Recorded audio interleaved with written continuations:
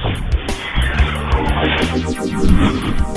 I'm Bonnie Cha, Senior Editor for CNET.com, and today we have your first look at the T-Mobile G1. Now, as most of you know, the G1 is the first smartphone to run the Google operating system and will be available from T-Mobile starting October 22nd. We've been playing around with it for a few days now, and there's a lot to like about the device, but there's also some big annoyances. I'll start with the design first. The phone itself is made by HTC and has a similar look to the other smartphones from the company, including the T-Mobile Wing. It's definitely not the sleekest device, and it has this bottom section here that you see that kind of juts out. We think it's to get the microphone closer to your lip when you're on the phone, but it's just weird. Plus, it makes it a little awkward to use the phone when you're using the full QWERTY keyboard. To get to the keyboard, you just push the screen to the right, and the buttons are a little bit on the smaller side, but I think there's enough spacing between them that shouldn't give users too many problems. And the screen orientation only switches from portrait to landscape mode when you open the keyboard. So right now it won't switch automatically if you rotate the phone, which is kind of disappointing.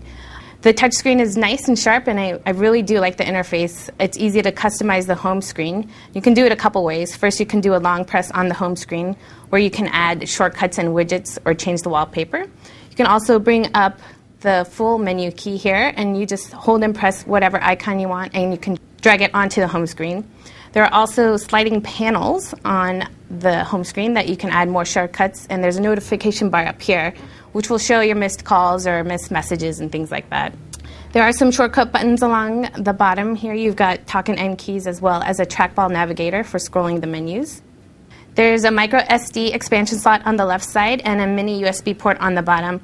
Fortunately, there's no headphone jack, so you have to use the USB port and an audio adapter to plug in earbuds, and I really have no idea why HTC decided to do this because I think it's a major design flaw.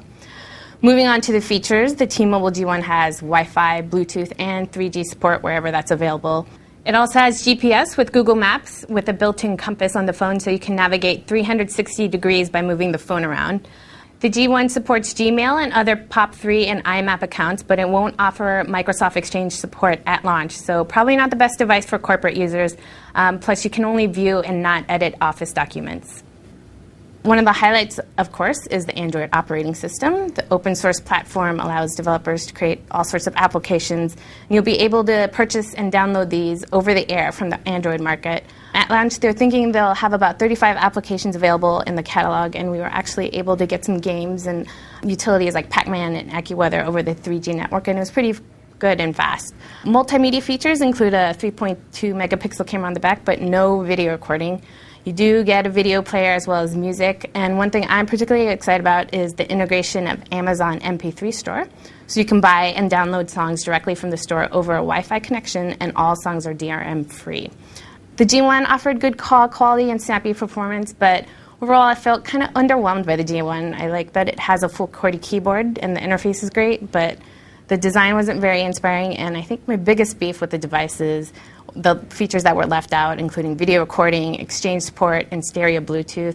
I think after the backlash that came from the missing features on iPhone, HTC and Google would maybe learn from their mistakes and add some of this functionality at launch, but not so much. The Android operating system, I think, offers a lot of potential, and again, I'm a huge fan of the interface, but might be inclined to hold out till the next model. The T-Mobile G1 will be available on October 22nd for $179.99 with a 2-year contract. I'm Bonnie Chan. This has been your first look at the T-Mobile G1.